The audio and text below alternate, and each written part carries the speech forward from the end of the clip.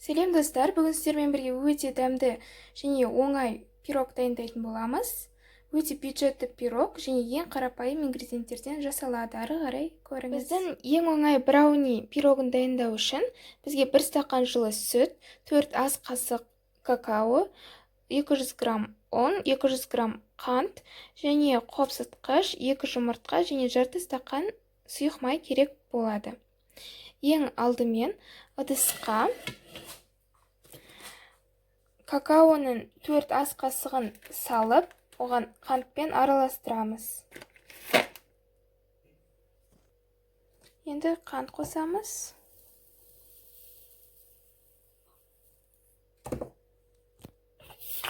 Жақсылап араластырамыз.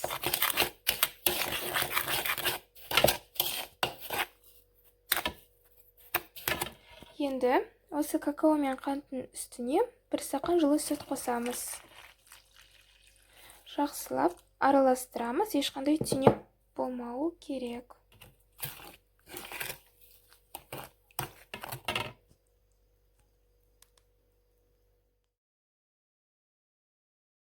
Араластырып болғаннан кейін енді бұл массаны екіге бөлеміз. Біреуі пирогтың қамырына, екіншісі пирог піскеннен оның бетіне құямыз. Міне екінші бөлікке бөлдім, кішкене ғана енді және тағы да араластырамыз.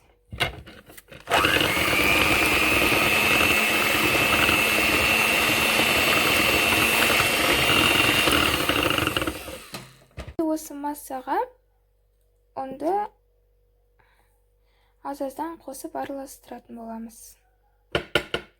Және де қопсытқышты міндетті түрде ұмытпаймыз.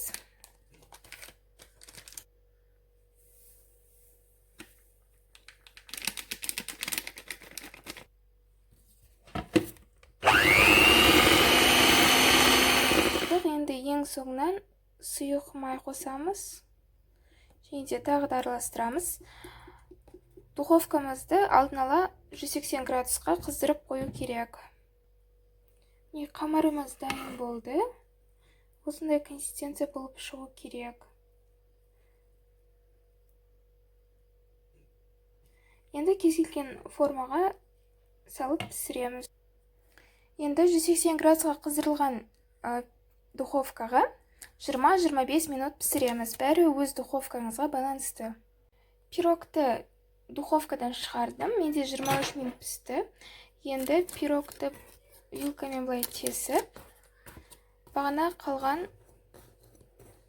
какао мен үстіне құямыз.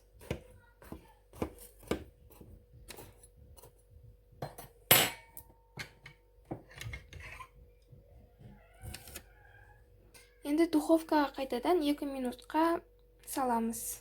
Достар, міне пирогымыз дайын болды. Өте тез жасалатын рецепт, міндетті түрде жасап көріңіз.